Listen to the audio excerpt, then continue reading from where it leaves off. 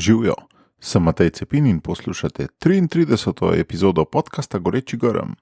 V njej gostim Tamina Petelinška, znanega fotografa, moža, očeta, viteza v organizaciji Knights of Columbus in človeka, ki si je v zadnjih mesecih po začetku divjanja vojne v Ukrajini zadal cilj iz Ukrajine v Slovenijo pripeljati čim več beguncev ter jim tu tudi poiskati nastanitve.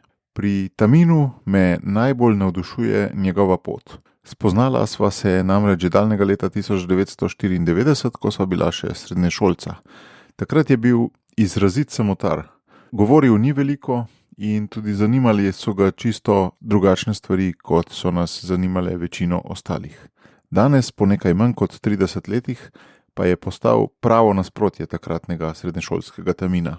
Pozna ogromno ljudi iz zelo različnih družbenih krogov, različnih narodnosti in različnih svetovnih nazorov, tudi mnoge izredno slavne in znane.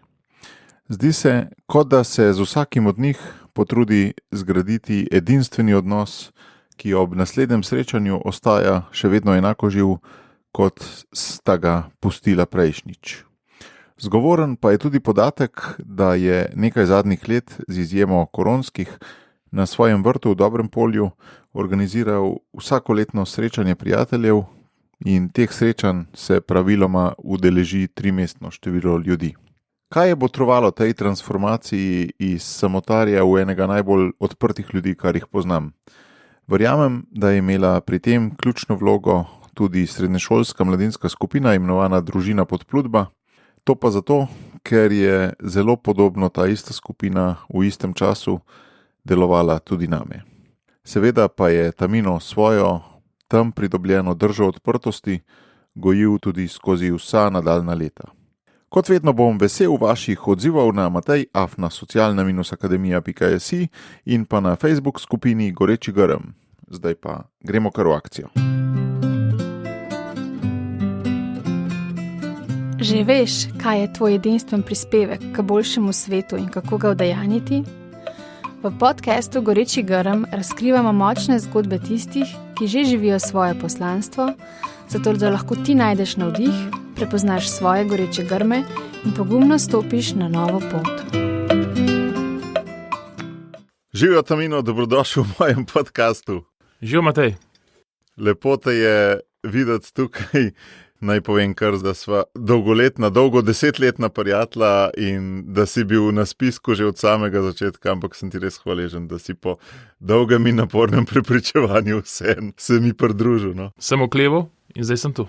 Ampak se mi zdi, da je bilo prav tako, zato ker se mi zdi, da imaš zadeliti eno zelo lepo zgodbo, ki ni lepa, pa je lepa, ne vem, boš tudi ti povedal. No. V zadnjem mesecu se zelo angažiraš na področju vojne v Ukrajini in sicer s prevažanjem beguncev v Slovenijo. Zdaj jih je že blizu 3-mestne številke, pa kmalu bo spet en avtobus, 2 avtobusa sta že bila. Daj prosim, povej to zgodbo malo, kako je do tega prišlo in kaj se pravzaprav dogaja. Kaj ima Tamino z Ukrajino, kaj ima Tamino z ukrajinskimi begunci? No, v bistvu je takole. Jaz sem bil poslan v začetku konflikta na Poljsko iz strani Knights of Columbus, da poslikam pot do donirane pomoči do končnega uporabnika, begunca.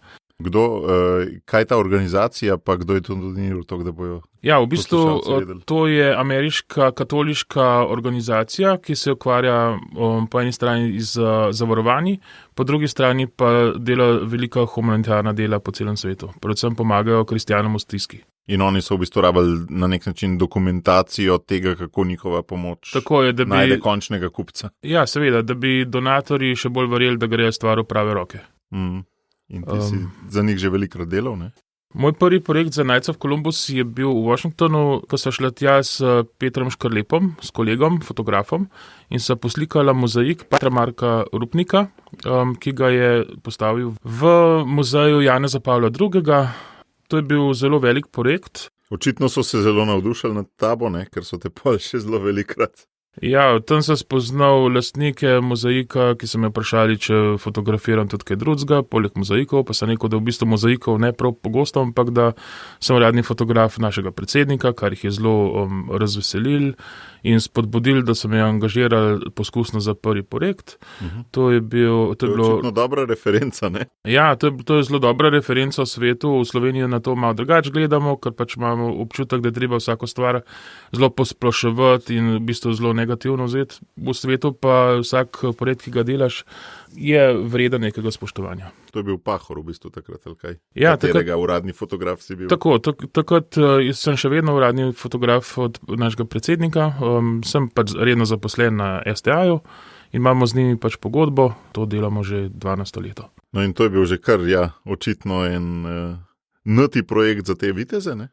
Tako je. Boš šla pa še naprej, da si tudi sam postavil, da njih, ampak to je že čisto druga zgodba. Seveda. Zdaj me pa ta goreči grm zanima, ne? Kaj se je tam zgodilo na tej ukrajinsko-polski poti, da te je toliko zagrabili, ne? No, mogoče moj prvi goreči grm je bil že v rani mladosti pri veruku v Stolnici, kjer smo imeli veručno skupino Podplutba, kjer je bil tedajni kaplan Jože Plut in smo se po njem pomenovali. In tam smo imeli tudi recimo karitativno skupino, kjer smo se posvečali predvsem pomoči ubogim. In to so bili res mikroprojekti, ne, takrat. Ampak dejansko te je takrat nekaj zagrabalo, ali kaj? Ja, takrat me je zagrablo predvsem sočustvovanje s človekom. Večkrat sem se pomislil, kako bi bilo, če bi jaz postal nekoč brezdomec, roko na srce sem tudi večkrat verjel, da bom postal brezdomec. Kdaj si šel ti prvič v Ukrajino slikati tele poti? Na Poljsko sem bil poslan. Na Poljsko? Ja, najprej na Poljsko sem bil poslan v prvem tednu marca, kjer sva s kolegom, ki je pač skrbel za videomaterial, posnela delovanje župni na Poljskem, ki so pakirale pomoč, jo nalagali na vlačilce in posnela so potem tudi te vlačilce, kako so na poti v Ukrajino. Seveda so se spraševala, kaj pa potem na ukrajinski strani. Takrat recimo je bil Lviv še varno mesto, tam so bile že druge ekipe, tudi Pop TV je bil dol, razni moji kolegi, ne vem, Matej Poše je bil dol iz Dnevnika in so rekli, sej varno, pridi, ne. Ampak jaz sem se nukleval, pa malo sem domov Lucijo poklical, mogoče gre v Ukrajino, pa ne vem, a bi šel, a ne bi šel. Pa verjetno, da ne bom šel. Če ženo vprašaš, najbrž veš, kakšen bo odgovor. Ja, seveda, verjetno sem tudi to potreboval. Dober argument. Ja, odgovor, da pač ne grem, ne. Ampak naslednji klic, ki sem jo upravil z ženo, je bil ta, draga, pozdravljam te iz Lviva. Aha, te je vsem premamlo. Ja, me premamlo. Kaj je to, fotoreporterska žilica ali človekoljubnost, ali kaj te je namaml? V tem trenutku me premamlo samo to, da bi želel narediti to zgodbo od začetka do konca. Ker konec se ne konča s tem, ko imaš mejni prehod pa vlačilc na fotki, ampak kjer imaš enega otroka, ki z veseljem spreme neko igračo, oblačilo ali pač karkoli drugega. In potem, kaj si tam, ko si šel ilegalno v kontekstu žene v Ukrajino? Ja, v bistvu, kaj se je tam kaj dogajalo? Ja, ti si šel samo varne dele takrat. Tako, takrat sva šla s tem kolegom, sva šla kar z njegovim avtom, s poljsko registracijo v Lviv. Imela so svojega vodiča, ker pot v Lviv je precej komplicirala, če ne znaš jezika, ker so checkpointi, ker so dozopno oboroženi ljudje, ki čuvajo mesto in moraš vsakmu posebej razlagati, kam greš. In ker sva imela vodiča, je bilo to vse bistveno lažje. Tam sva prišla v bogoslovno semenišče, bila nastanjena, ampak najprej sva rekla, pač bom malo pofotkala, posnela kakšno izjavo, pa gre hitro nazaj še isti dan. Ampak istočasno je najin vodič odšel domov in ga ni bilo. In sva bila v bistvu prisiljena ostati še eno noč, pa še eno noč, pa še eno noč.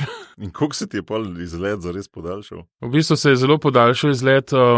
Američani so v skočili, ker so rekli, pač joj, ne se izpostavljati. Ampak v bistvu se niso... Da nam ni za kaj krivi, ne? Ja, seveda. Nam sramoto delaš. Naprimer. No, seveda je bilo najtežji vseb domet, da smo res varni. Ampak recimo v bogoslovju, ko sva recimo fotkala, sva se srečevala z različnimi ljudmi, predvsem z begunci, ki so prišli v Lviv iz skrajnega vzhoda Ukrajine, kjer so že potekali srditi boji in so se naj obeh dotaknile zgodbe.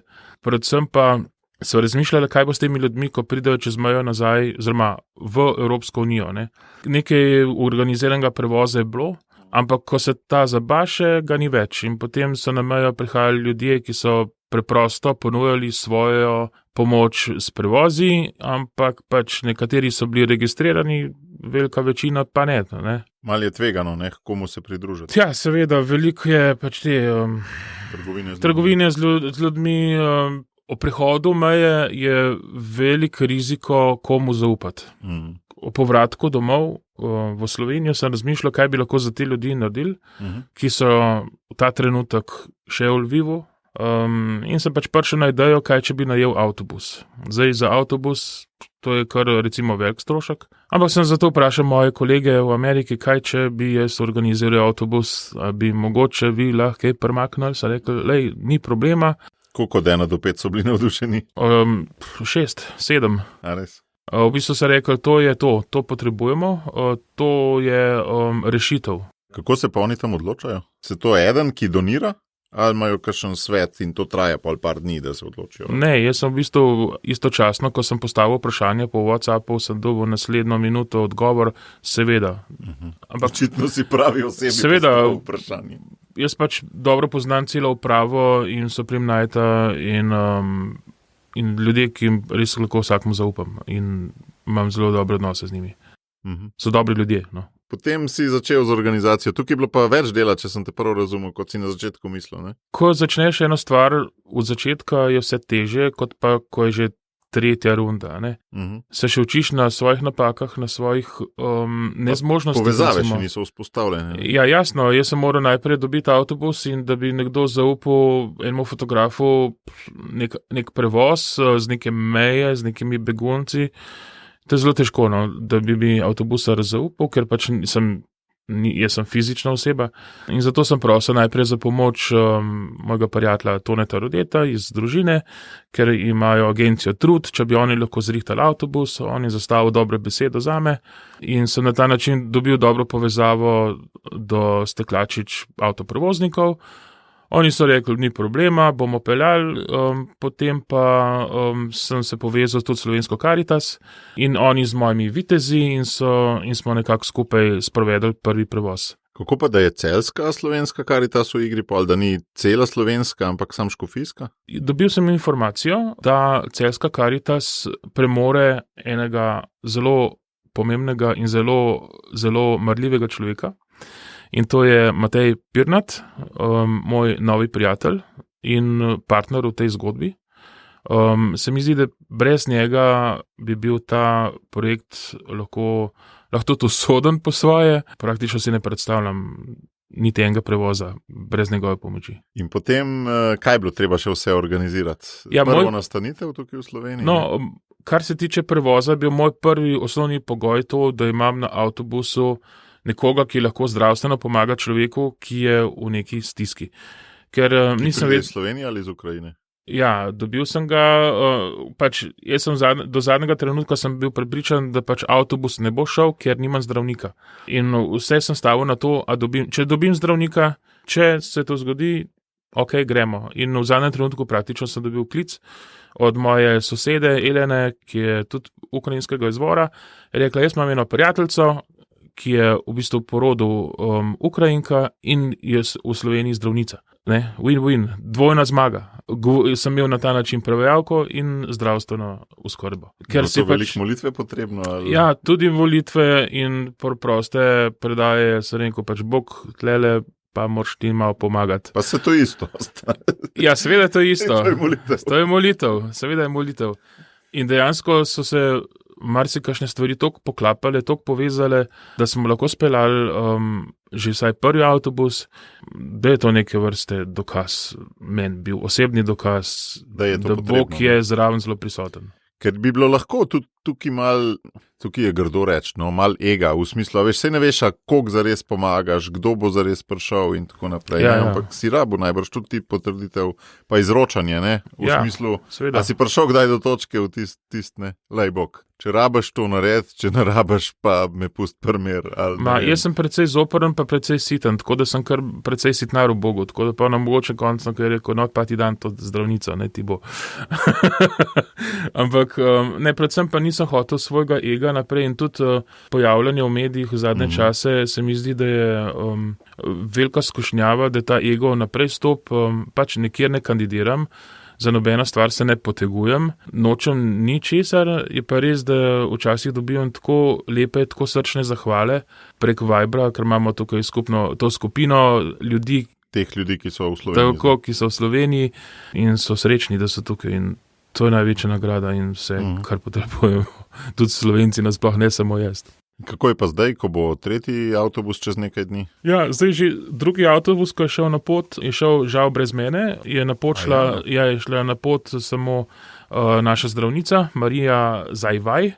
Ta ista, ki je, ki je bila dana že za prvi avtobus. Imel sem pač stalno v navezi, sem bil s to skupino, ki je prišla z drugim avtobusom, tako da smo imeli v bistvu online, smo bili pokonektani popolnoma. Imel sem pa doma recimo malo več logistike iz begunci, ki smo jih nastanili v naši fari in še s preostalimi, za katere bo potreba poskrbeti iz prvega avtobusa. Vstop v to ti je bila fotografija, ti si nasploh znan v Sloveniji recimo najbolj po vlogi fotografa, ne?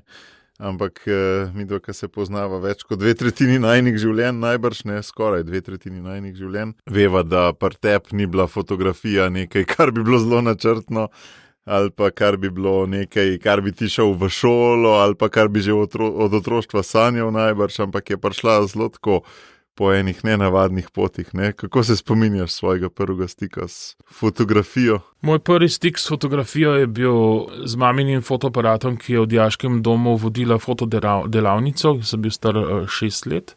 Spomnim se tudi teh posnetkov, ki smo jih takrat delali na Blejskem jezeru, zamrznenem po zimi. In takrat sem se spraševal, kako je to možno, da z tega aparata pridejo take slike. A ja, pa si imel eno obliko čudenja nad Ja, sem imel sigurno. tem, kako se to naredi. Ne? Sigurno in teža tistega fotoaparata in v končni fazi lepi spomini na tisti dan, ko smo ga skupaj preživeli, so ostali glih na podlagi teh posnetkov. Ej, to je pa zelo velikrat, da ti tisto, kar delaš s starši, ne? Najbrž tudi oče bil zraven. Ne? Ja. To je zelo velikrat, da tisto, kar delaš s starši, pol pogrešaš tudi sicer, ne? Kot lepo družinsko vzdušje je nastavek za tisti goreči grm, kar se pol ti zgodi. Ne? Ja, gotovo. Pri tebi je pa to pol tlelo do srednje šole, ne? Ja, nekako je tlelo, ja. Potem enkrat v srednji šoli sem prijel fotoaparat v roke in sem šel skoraj naključno fotografirati. Mislim, naključno sem ga imel s sabo, ko smo šli na ene koline na Štajersko. Pa so precej lušne fotke ratale, ampak takrat se nisem še s tem obremenjeval, kaj bom počel v življenju. No, kasneje pa sem kar nekako začel fotkati in v nekem trenutku sem se odločil, da fotke ponudim v objavo družini pa v Ognjišču. Čist samoiniciativno. V bistvu sem brata vprašal, kaj ti misliš, ker brat je bil v marketingu, sem rekel, kaj ti misliš, a te fotke bile za kam za objavo, pa rekel, pa daj ponud le v družino ali pa v Ognjišče, mogoče pa bo kaj, ne. In ker sem dobil prvo objavo v družini, sem imel tako občutek, kot da bi naredil maturo. No. Ej, a bi se danes še dal to tako narediti na isti način? So še tako odprti, recimo, ne vem, konkretno družina ali pa kakšen drug časopis? Ja, načeloma so odprti. Se da to tako priti zraven? Pa jasno, da se. Sej ni praktično nobene omejitve. Še vedno ti lahko reče, da pač da ne bojo objavljali, pa sam uljudno skomigno z rameni. Ampak jaz mislim, da ni nobene omejitve tle. Mislim, vsak lahko da in tudi dobi objavo, ne? In je to dobra spodbuda. Ampak si imel pa že ves čas občutek za lepo na nek način, se mi zdi. No, bil si v glasbi, lepe cerkve so ti bile všeč ali pa lepe stavbe, pa tako, ne? Ali kakšna cerkev grda? Ja, ne, mislim, veš kaj, eni smo malo bolj slepi fizično in tudi sicer za take stvari, ne? Ampak ti si pač se ukvarjal z estetiko, že ves čas se mi zdi, no? Ja, seveda. Dolgo časa je trajal, ne, da si to sprejel kot karierno pot, ne? Ja, v bistvu je to pač malo bila napaka našega študijskega procesa, da pač lahko kot študent zaslužiš preveč. V nekem obdobju sem imel celo več prihodka kot oče, ki je bil profesor na gimnaziji. Res? Ja, kakšna poroka je prišla, pa kakšna objava tu pa tam in potem se začnem sprašati, za kva vraga potrebujem jaz diplomo, če lahko dobim več ven z tega, da sam neki fotkam, kar mi je ljubo, ne. Ker študij zgodovine ti ni bil nezanimiv, ne? Ne, ni mi bil nezanimiv, ampak v nekem obdobju, ne vem, me pač premamla estetika pred letnicami. Ja. Mi je žal, da nisem dokončal faksa, Bog pomagi, ampak ta trenutek niti ne pogrešam. Pomisli zdaj za nazaj, ne? Tista referenca, ki ti je k vitezom pripeljala, ne? Uradni fotograf predsednika. Kaj bi dodala še 7. stopnje izobrazbe k tej referenci, ne? Ja. Nič. Doktor. Ne, nič ne bi. Ne vem, da nič. Ne? Nič ne bi dodala. Ne bi, ampak nikoli ne veš. Kaj še bo? Ne, nič ne veš. No in potem si se kalil zelo dolga leta na družini, ne? Ja, na družini so bilo recimo zelo lepa leta, hkrati so bilo to leta, ko sva ženo, tedanjo punco, sedanjo ženo še hodila in se tudi poročila in imela že prvo otroka in mislim, da je bilo tako zelo lepo obdobje in tudi delo na družini mi je bilo neke vrste blagoslov, ker sem spoznaval ogromno dobrih ljudi, predvsem po Sloveniji. Obiskoval sem razne samostane in običajne ljudi, kar pač v tem trenutku malo pogrešam, oziroma kar precej. Ja, dobro. Kakšen je pa zdaj kontrast tega, ko delaš na STA-ju? Kaj je to drugače od obiskovanja? Pač zdaj si bolj na nekih umetno nastajajočih dogodkih, ali kaj je tisti kontrast, zaradi česar to pogrešaš? Pogrešam predvsem akcijo, ne. Mi delamo ogromno PR fotografije. To pomeni načrtno skomunicirati, ne pa videti lepoto. Tako, to je praktično, mi delamo ljudi take, da izgledajo pametni. A ti je bil kdaj v čast, da delaš v bistvu za cerkev ali pa tako, v smislu, koliko je tvoja vera bila pri tem pomembna? Delo na družini sigurno mi je odprlo uvid v delovanje cerkve v vseh sferah.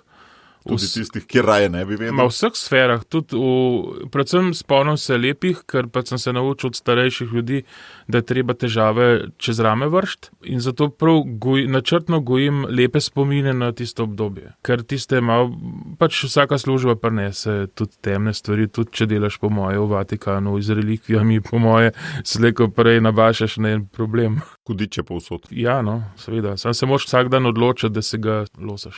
To, da delaš za cerkev, za oznanjevanje veselja, resnice, ti ni bilo tako zelo bistveno.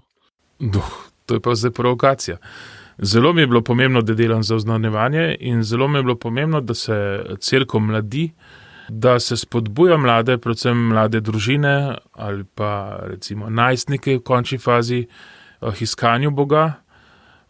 Sploh v teh časih, zdajšnjih časih se mi zdi, da je to še toliko težje, ker je vsak TikTok posnetek več vreden od neke globine, ki jo lahko podaja cerkvena doktrina izpred tisočletij. Zdaj imaš že doma tudi mladostnike, 3 ali so vsi 4 že mladostniki? Ja, v bistvu že... Da to že tudi doživljaš na svoj način, ne? Ja, že doživljam na svoj način to digitalni vpliv na mlade.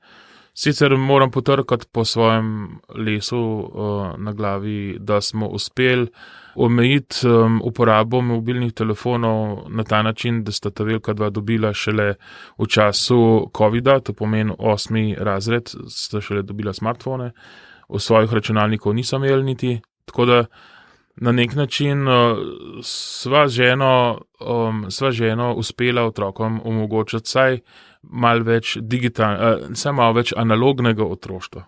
Ker smilijo se mi ljudje, ki so vezani na svoj telefon, že v svojem odraščajočem obdobju, to kot sem jaz zdaj ta trenutek.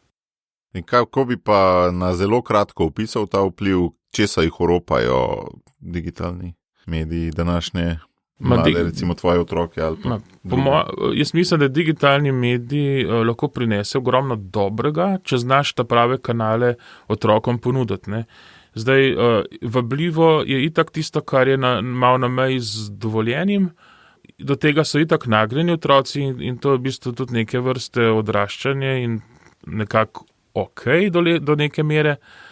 Po drugi strani jih pa ropa nekega analognega prijateljevanja z ljudmi, ker kar naenkrat so vsi prijatelji, kar naenkrat se si lajkamo, kar naenkrat se si nekam vabimo. To se mi zdi zelo dobro, kar si rekel, namreč mi, da sva se ravno spoznala v tisti mladinski skupini, ki si jo ti že omenil, in smo bili res dobra klapa in domnevam, da moje poslušalke in poslušalci imajo vsi kakšno tako podobno lastnost, kjer jim je neka skupina mladih, kjer so bili res analogno skupaj, Ja.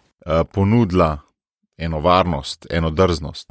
Jaz sem tako doživel to našo skupino, družina Podplutba imenovano po Jožetu Plutu, kljub temu, da so bili potem tudi drugi duhovniki zraven. Kaj je tebi dala ta skupina? Kakšne drže življenjske ti je prinesla? Ja, jaz sem vesel, da sem takrat naletel na plakat na Šubički, kjer je naš Gojko Južnič vabil mlade v Hveruku, v stolnico, kjer smo se kasneje potem poimenovali Podplutba. Vesel pa sem zato, ker sem na ta način dobil eno res dobro, kvalitetno družbo. Jaz sem vedno veljal za samotarja in nikoli nisem našel neke opore v svojih vrstnikih, bolj se zase držal in praktično tam, recimo, sem dobil neke vrste veljavo. Lahko bi tudi zapadel kakršnokoli slabo družbo. Ampak... Sam, da bi ti dala veljavo, Ja, sam, da bi mi dala veljavo in hvala Bogu sem dobil dobre družbe veljavo. Ti, kaj pa je bil tisti glavni prepad med teboj in vrstniki, ta različna zanimanja? Ali? Ma ne, jaz sem pač bil tudi tako malo vzgajan, kaj pa vem.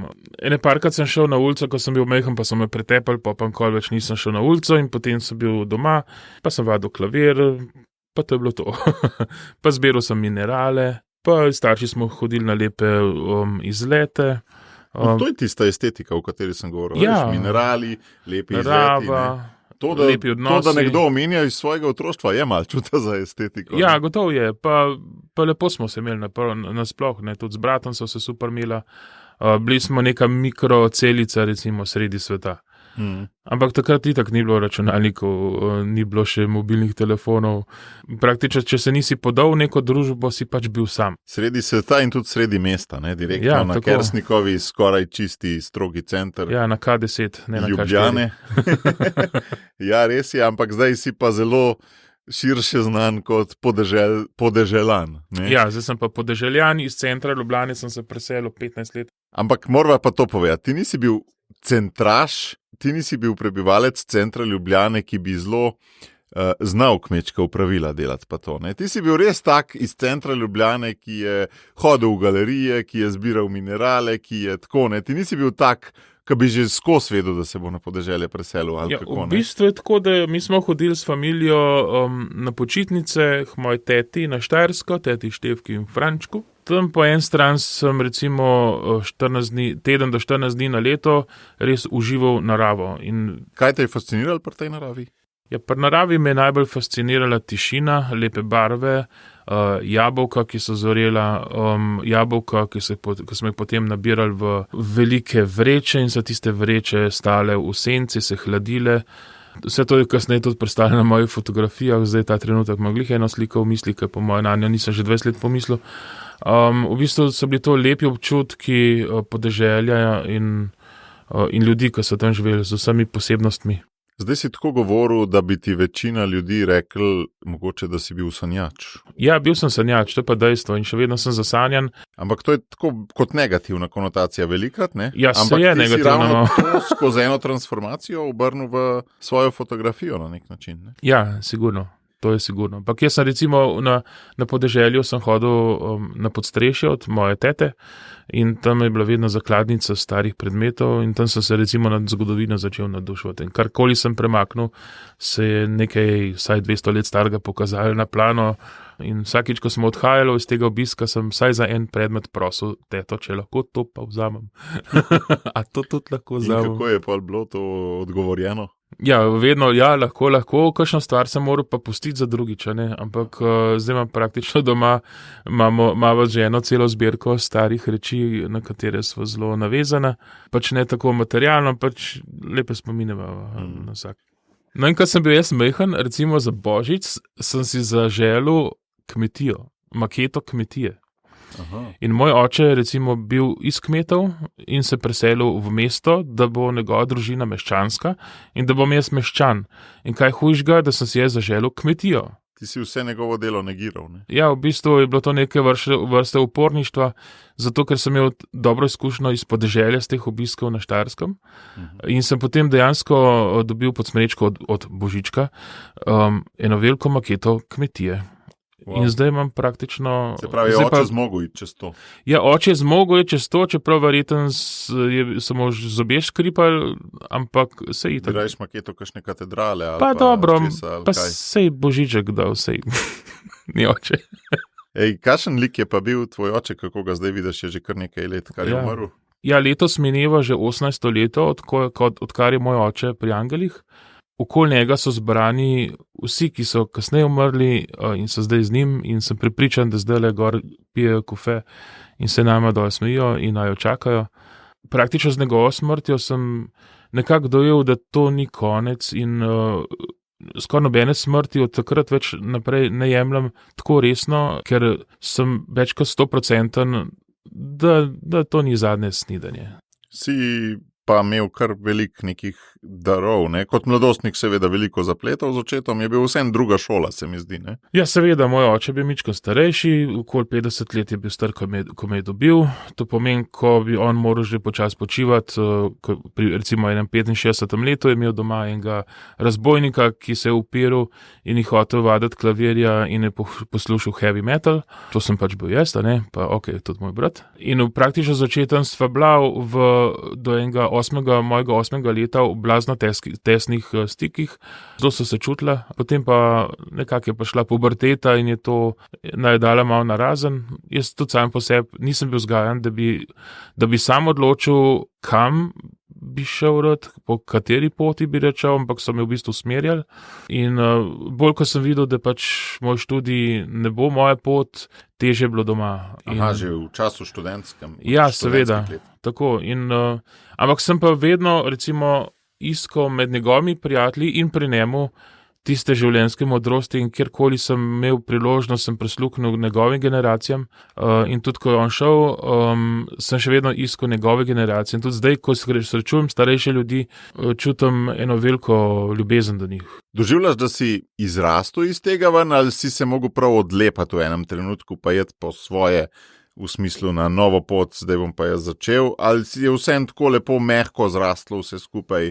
V bistvu sem bil precej boječ, ne. Tudi z ženo sva hodila 9 let pred poroko.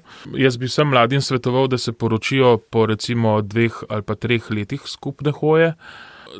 Tukaj pa sem se zelo obotavljal in mislim, da bi bilo prav, da bi že prej šel na svojo pot. A poguma je malo manjkala? Ja, gotovo, pač če si vzgojen tako, je pač tako. Ti zmanjka poguma, sploh ne veš, kje bi ga vzel. Po svojem je malo žal, po drugi strani je pa tudi tako, ko je zdaj čisto v redu. Zdaj si glih omenil to poroko na podeželje. Je bila ta želja za podeželje ves čas v tebi? Ampak, a te pol kaj presenetilo, ko si se poročil zares na podeželje? Ja, v meni je vedno tlela želja, da bi imel veliko otrok, pa da bi živel na podeželju. Sicer moja prva želja je bila, da bi se poročil s Francozinjo nekje v bližini Tezeja v Burgundiji, ampak ok, to nekako se ni išlo, še dobro, da ne. Ampak ja, ta zadeva, ta želja še je vedno meni tlela. Ja. Podeželje, narava, čisti zrak. Umirjeno življenje. Potem, ko se je zares zgodila, je bilo kakšno presenečenje ali je bilo dejansko ne, v bistvu je bilo boljš, kot si mislil? Boljš, kot sem si predstavljal, ker recimo starši od moje žene so bili enkratni ljudje, tašča in tašča, prav smo imeli občasno tudi konflikte. Ste živeli v isti hiši? Ja, ne? Seveda, mi da so gor bila v mansardi, oni spodaj. Ampak... Aleš Čerin bi rekel, da ne v najbolj varni razdalji, ker je v Copatih bilo možno? Ja, je bilo možno, ampak jo pogrešam. No. Sta že tudi oba pokojna? Ja, sta. Z mojim očetom pijejo kofe, kot rečeno. In tudi recimo zdaj pri teh Ukrajincih, ki so v naši fari, zelo videvam njiju lik mojega tasta in tašče, ki imamo tudi starejše, v glavnem starejše Ukrajince. In gospa je na invalidskem vozičku, gospod je še zelo vitalen. Za veliko noč so nam pripravili šunko po njihovem receptu. Gospa je spekla odlično pecivo in na vsak način naj oba z Lucijo spominjanja njene starše, tako da bi jih v bistvu skoraj posvojila rada, če bi se to nekako dal. Wow. Ima pa podeželje tudi eno zelo zanimivo lastnost, da je tam manjša prostorska stiska, več prostora, si lahko marsikaj privoščiš, česar si v mestu ne moreš. In ti si to tudi izkoristil, mi je zelo zanimivo, ko si govoril, da si samotar bil v otroštvu, ne? Ker nekaj let si bil pa kar zelo znan po tem, da si zbral ampak čez 100 pa, ne, prijateljev vsakič okrog velikega Šmarna pri sebi doma. Seveda, v bistvu moram govoriti o dvojini, ker v bistvu sem se jaz preselil in je to zdaj najn skupen dom. Pred najno poroko sem za Gregorja Čošina delal plakat in za honorar nisem hotel ničesar, ker sem seveda vedel, da je Gregor Čošin en tak genialc, ki lahko ponudi kaj boljšega kot tistih par 100 evrov ali pa par 10 evrov recimo. In zato sem ga prosil, če bi lahko nastopil na najni poroki. Na porokah on zelo rad nastopa, zato ker ljudje vmes smokajo in jejo tiste pohane piške, ampak za naju se je potrudil kljub temu in tam smo spletali naše prijateljstvo. Potem pa smo rekli, zakaj pa ne bi se srečali na našem vrtu, pa bi še kakšne ljudi povabili tako po poroki in tako pač je bilo prvo srečanje dejansko na našem vrtu z našimi prijatelji, tam enih 60 ljudi. In je nastopil in potem smo gotovili, da je to se je izoblikovalo neko prijateljstvo, ki lahko naredi tudi kaj dobrega, ker on se je odpovedal vedno honorarju, mi pa smo zbirali v humanitarne namene, namesto da bi njemu dali honorar za neko potrebo v Fari. Na našem zadnjem srečanju je bilo skupno okoli 280 ljudi z otroki vred. In to je en tak lep kot neke vrste festival družine, pa nočemo tle skakati ozelje iskrenim. Ja. Ampak je res tako, ja. Tudi z mojo družino, ko smo se udeleževali, smo pač radi prišli predvsem zato, da si videl koga drugega, ne, in da si preživel eno mirno popoldne sončno v enem sproščenem vzdušju, kjer so bili otroci vseeno, dokler so bili manjši, ne. Tako v kontroliranem okolju, ne. Tako da ta stari samotar je kar naredil malo skupnostnega dela. No, letos bomo spet imeli, tako da vabljeni. Ampak če je hvala za vabilo. Ampak če je toliko stvari v igri, ne? Govorila sva že o beguncih, govorila sva o festivalu družin na tvojem vrtu, govorila sva o zgodovini, govorila sva o fotografiji. Potem je težko kjerkoli biti res vrhunski, ne? Ampak ti si tudi s to nagrado od National Geographica, ne? Prosim, povej, kaj točno je ta nagrada, si tudi to dosegel na nek način. No ja, to so drugi dosegli, da so meni dali nekako, jaz nisem kaj dosti dosegel, imel sem priložnost, da so me povabili Patrik Artozijani v Pletarje in mi dali 1 leto pa pol časa, da pofotkam njihov način življenja. In iz teh fotografij so sestavili potem prezentacijo za turiste, ker turisti ne smejo samo stan, da bi se na razne oči prepričali, kakšno je življenje. So pa lahko zdaj spoznate preko tega predstavitvenega filma v kapeli, kakšno je njihovo življenje. In za to serijo fotografij, za neko izbranjo serijo fotografij, ki sem jih poslal na Društvo novinarjev Slovenije, sem dobil posebno priznanje Watchdog za lansko leto. Aha, to ni bilo od Nationala, ampak od društva. Tako, od Društva novinarjev Slovenije. Tistega društva, ki je v medijih ponavadi tako enostransko predstavljeno ali pa dvostransko, kakor vzameš. Je, samo jaz sem tak človek, da se s politiko ne ukvarjam. Če mi dajo oni nagrado, hvala Bogu, sem vesel, ker če ne druga je šel evangelij tudi v tiste vrste, kjer je ogromno ranjenih ljudi, tudi strani cerkve, pa včasih tudi zelo upravičeno ranjenih v strani cerkve, da je fino, da gre včasih tudi tja evangelij, pa tudi na tak način.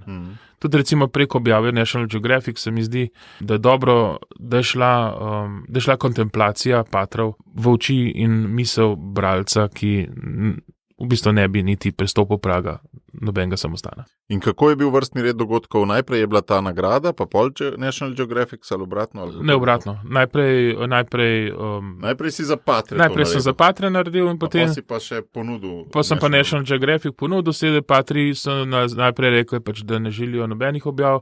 Potem sem se jim pa nekako prikupil, so me vzljubili in sem potem pač priorjo rekel, pa kaj pa če tole malo, vsaj lahko malo pokazal. V duhu evangelizacije, to argumentiral. Sem argumentiral, da na ta način lahko pridejo evangeliji in kontemplacija med ljudi, ki se na to ne pomislijo. In potem sem te slike pokazal Arne Hodeliču, on je bil ful za to, da gre stvar v objavo. Mi je celo omogočil, da sem naredil naslovnico. A on tam dela? Ja, seveda, on je glavni urednik fotografije. Ja. Poznam čisto iz drugih zgodb, z njim že sodeloval na socialni akademiji. Ja, sej Arne je čisto cool. Ta trenutek gre Arne tudi v Ukrajino in so se tudi nekako povezala, ker bo on pelil neko pomoč z avtom, pa sem mu ponudil, da gre z našim avtobusom nekaj več pomoči dol, ker gre avtobus prazen na mejo. Tako da spet sodelujeva. Tudi mislim, da bo letos še ena moja reportaža v National Geographicu o družini Kržič, ki pase ovce nedaleč stran od centra Ljubljane in živijo svoje idilično življenje iz naše perspektive, iz njihove pa kar težko. Ta nagrada je bila potem za National Geographic v bistvu, ne? Za objavo v National Geographic. Tako je, ta objava je bila predvsem za serijo fotografij, ki so bile objavljene v National Geographicu. In kaj so potem Patri dejali, ko se je to dvoje zgodilo?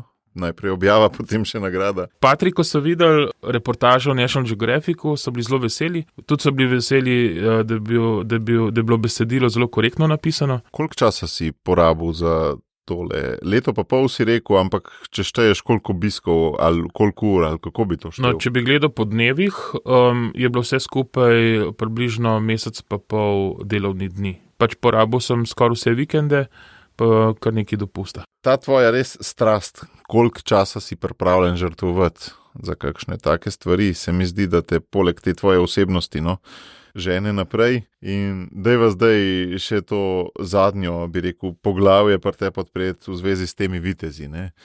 To so bili zate najprej samo naročniki. Ja. Kasneje si pa tudi ti postal eden od njih, ne? Kako se je to zgodilo? Ja. Pač pri tej organizaciji rad sodelujem, zato ker pri njih ne vidim tega, kar prepogosto vidim pri politiki. Pri politiki gre velikokrat poleg tega, kar recimo, da hočejo dobrega narediti za državo, tudi hkrati z eno nogo boj za obstanek. Pri Knights of Columbus... Pa PR, ne? Pa PR, tako. Pri Knights of Columbus je sicer nekaj PR-ja, ampak imam vseeno občutek, da delajo za više dobro. In tudi njihovo nasledstvo na čelu organizacije je že vnaprej določeno, kdo bo naslednik, tako da praktično niso vznemirjeni, kar se tega tiče, da bi bilo treba neke bitke bojevati, ko pride do nasledstva. In cela organizacija dela zelo sinhrono, ne samo, da tržijo zavarovanja, imajo tudi bogato duhovno noto. Recimo za vsakega člana je predvidena 1-urna kontemplacija z rožnim vencem ali z branjem svetega pisma, potem potrebno je delo na župniji, dobro sodelovanje z lokalno cerkvijo in spoštovanje trenutne vlade. Aha, obvezno, ne glede na to, kakšna je. Ja, tako, ne glede na to, kakšna je, spoštovati državo, spoštovati cerkev in graditi na lastni duhovnosti. Če gledava to zavarovanje kot nek finančni produkt, si sploh ne predstavljamo mi tukaj v Sloveniji, se pravi, da ti tržeš neka zavarovanja povezana s čim, v bistvu z duhovnostjo? Ustanovitelj te organizacije je Father Michael McGivney, trenutno blaženi, mogoče bo tudi priznan kot svetnik, pač če bo priznan, to pomeni, da že je svetnik. Kdaj pa se je to ustanovilo? Ustanovila se je leta 1882 v Severni Ameriki, v Connecticut. Osnova so bili irski priseljenci, katoličani, ki so imeli bitke s tamkajšnjimi prebivalci in je na ta način veliko ljudi, veliko moških bilo bitih in preostale so družine brez mož in so se zbrali farni ljudje in naredili nek fondacijo.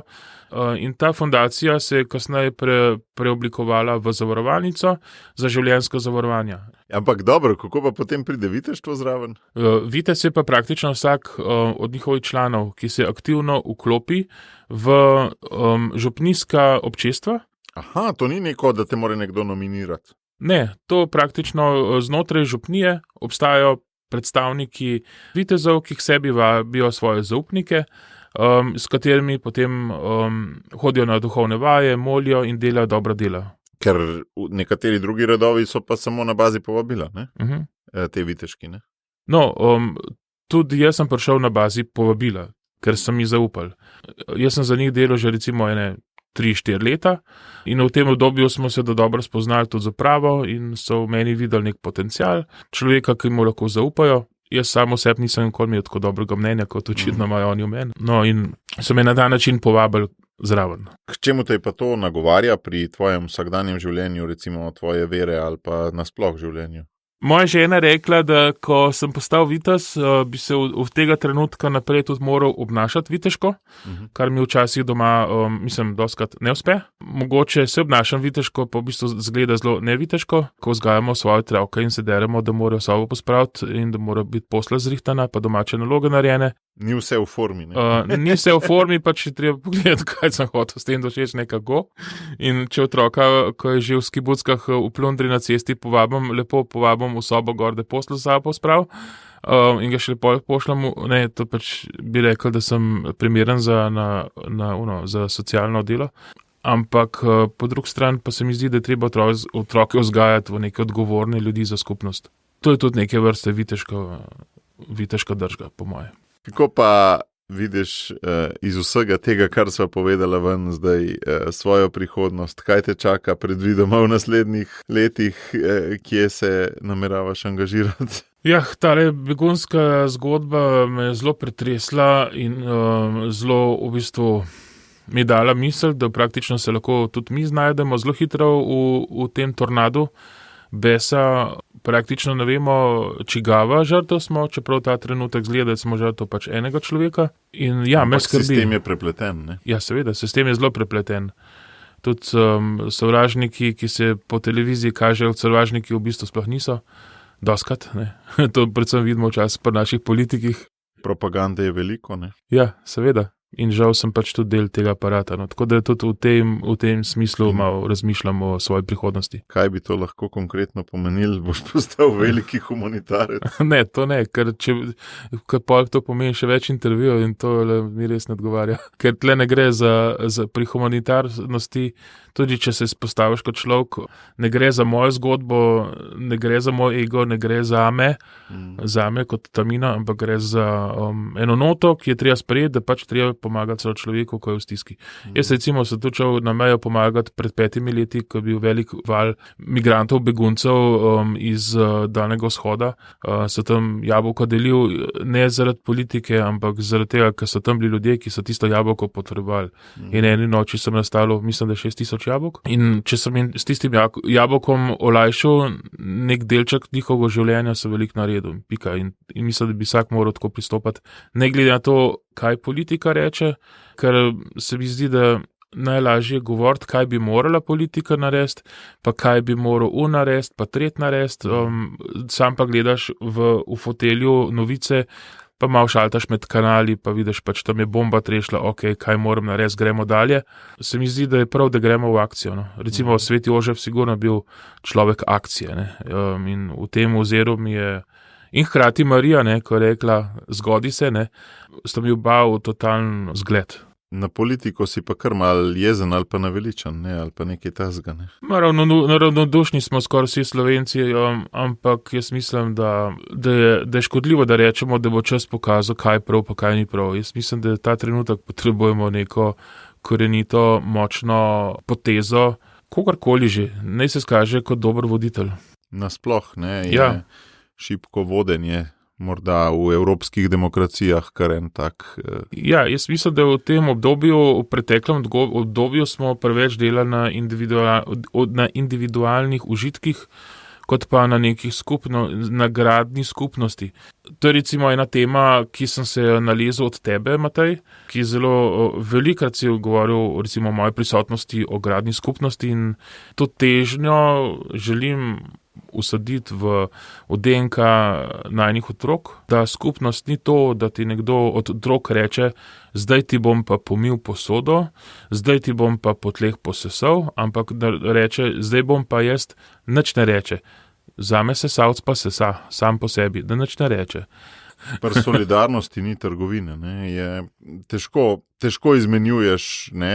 In uravnavaš, kaj si dal, pa kaj boš prejel. Ne? Pri solidarnosti je samo to, da misliš na vse skupaj, ne samo na se. Ne? Ja, to pa itak, ja.